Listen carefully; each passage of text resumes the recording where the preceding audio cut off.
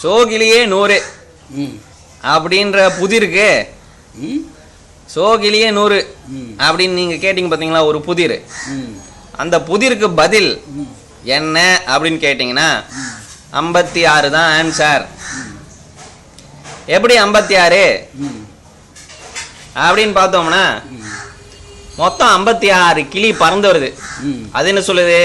நாங்களும் எங்களில் பாதியும். அப்போ 56ல் பாதி எவ்வளோ? 28. அடுத்து என்ன சொல்லுது? எங்களில் பாதியின் பாதியும்னுது. அப்போ 28ல் பாதி எவ்வளோ? 14.